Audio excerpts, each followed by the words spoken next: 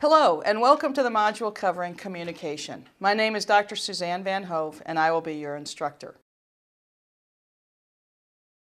The topic for this lesson is going to be communication through the life cycle phases. So let's just go ahead and jump right into this. Communication across the life cycle, you have to understand that each phase will have a specific purpose and or technique to communicate.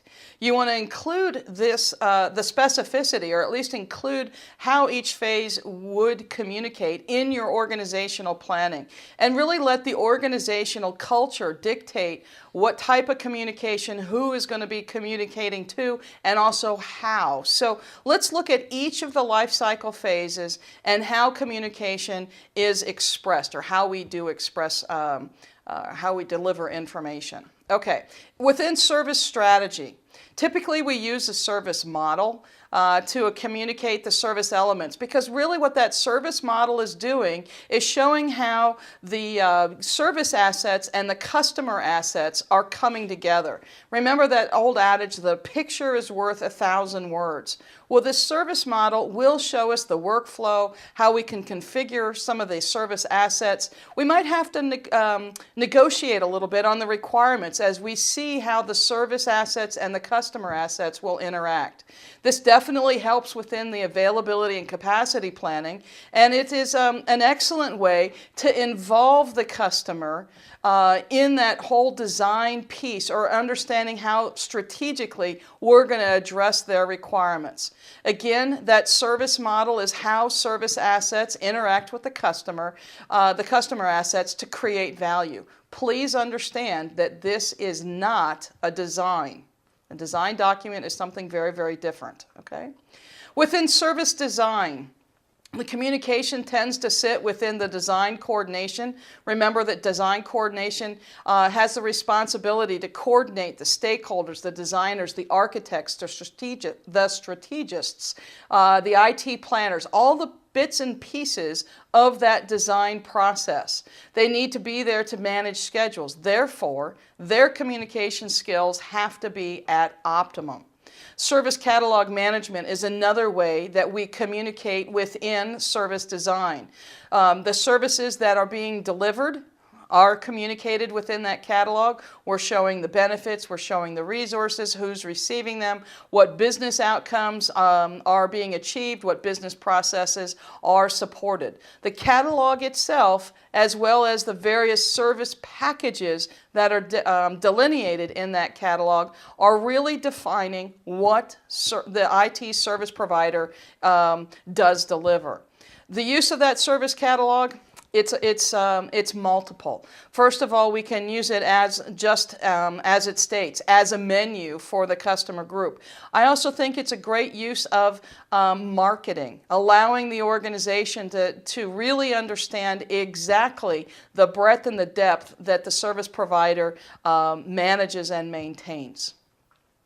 In service transition, this is where the communication piece really is focused. The greatest amount of information across the entire ITIL library is found in the ST volumes.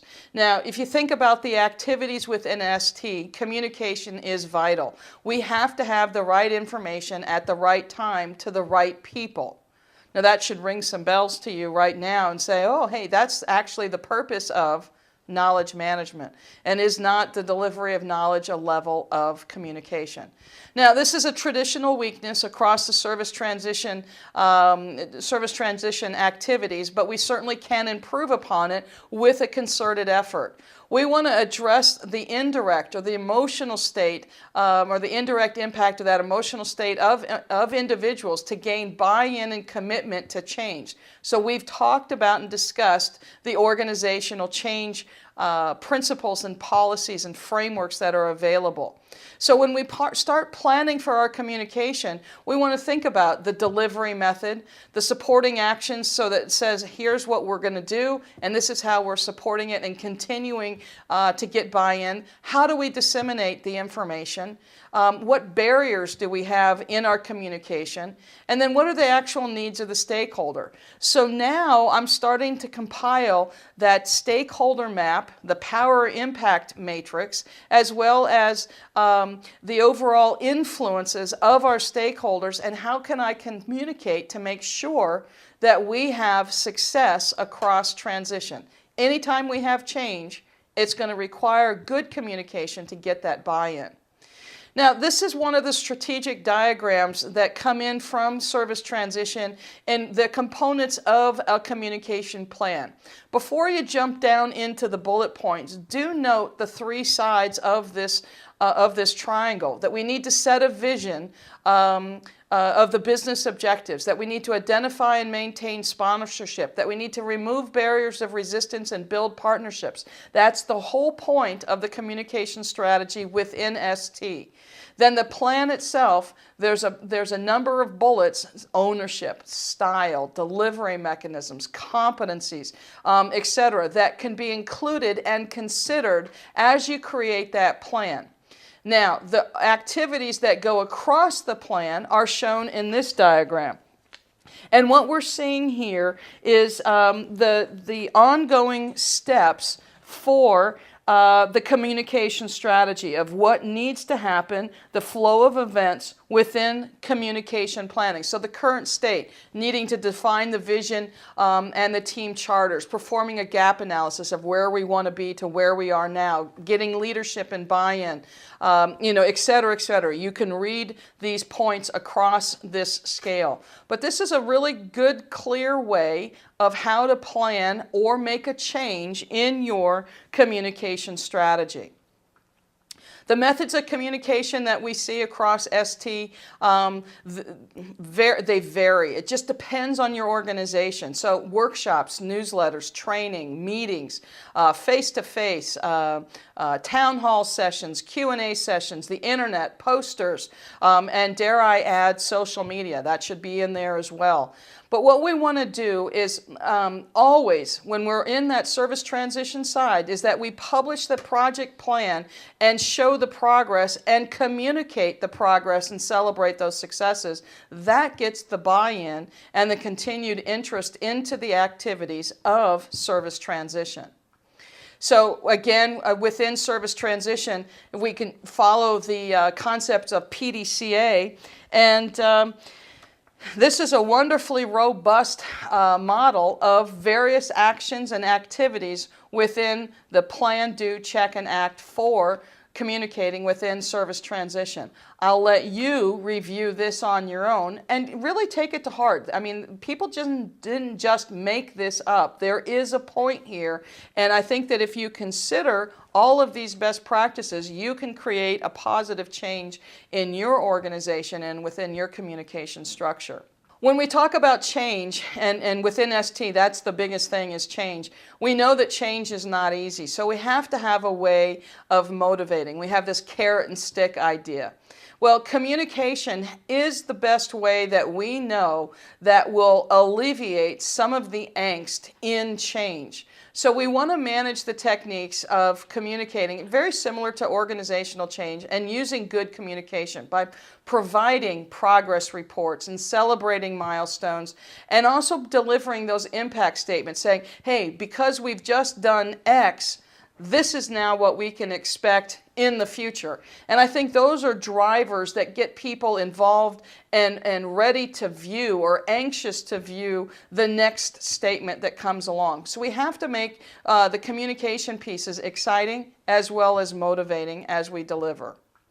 Within service operation, communication is essential. We have to have good communication, because think about it, this is where value becomes visible, and this is the forward-facing piece of IT. So we must have within our communication, as we support and manage the service delivery, they must have a purpose, and the recipient should be involved in determining the communication needs. So how often am I going to communicate to a caller, giving status reports? Well, hopefully that's been predetermined within your SLA. How often do I have to give reports of status to within my own hierarchical chain, okay? So the types of communication within service operation, there's many of them, and most of them are technically related, thinking about support and management. So routine operational communication, communication between support teams, performance reporting, project communication, communication related to changes, that change-related incident rate perhaps, communications related to exceptions and emergencies, or communication around new or adapted processes and service designs and how is it impacting service operation. Communication of strategy and design to the service operation teams, ensuring that buy-in and the interaction between operations, strategy, design, transition, and improvement. One of the big things within the service operations side, and of course in any organization, is the communicative meeting. Now, is it a weekly meeting or is it a weekly, forgive me for this, weekly beating? Well, to make it a meeting, we need to effectively communicate. So we want to have a common set of objectives and activities for that specific time. So we have a good terms of reference, we have objectives, and we have a scope so that our meeting is productive and not just a waste of time. I've been involved with a couple of different organizations where key individuals are in a meeting every hour on the hour, and I have to step back and wonder, when do they do their day job? If they're always in meetings, day by day by day, when is it that they do the job that they were hired? So we need to be very efficient in how we manage meetings. So good term of reference, good objectives, good scope.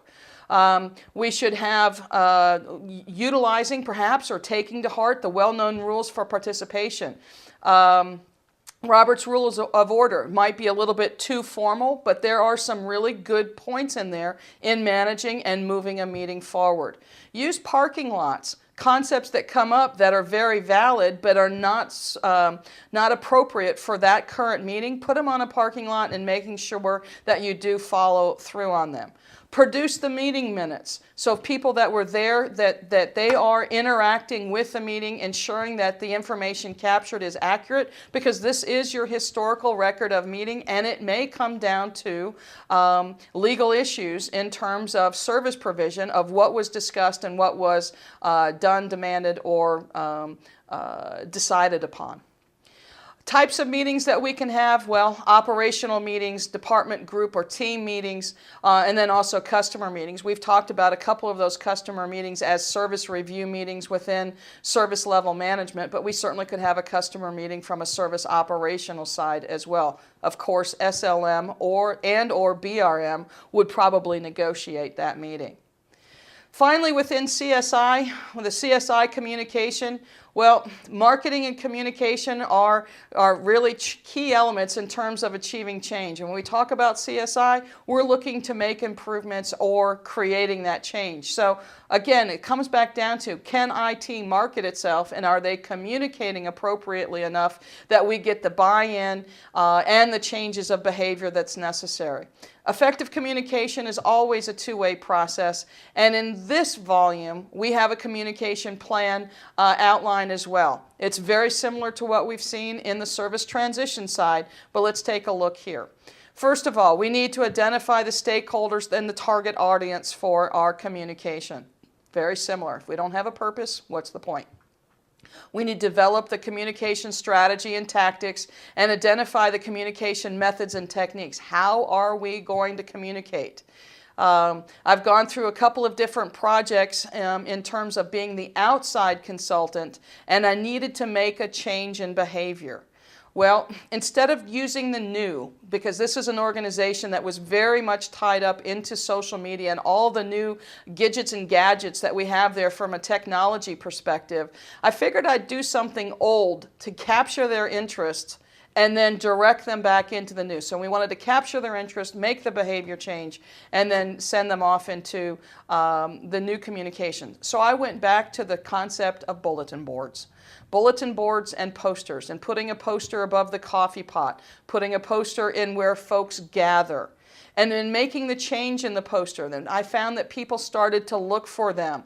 And the directions within the poster, people wanted to follow them, and then they got to use the new Gidget and Gadget to follow through so that we could make the appropriate behavior change. It's amazing. We don't always have to be new, but a creative deployment of an old method sometimes works best. So in that CSI communication, when you start actually developing the communication plan itself, the previous 3 bullet points are kind of an umbrella here. We need to say who and what is the message, who's the message for, and what is the actual message, who and where is the target audience, what's the timing and the frequency, what's the method of communication, and how are we going to collect feedback. Now that's the same thing that we've seen in service transition, and this is just common sense. Think about the message before you actually send it out. Make sure it's appropriate, especially when you're trying to change behavior. Find a way to turn your communication into the carrot rather than the stick. Thanks very much for listening, and we'll see you in the next module.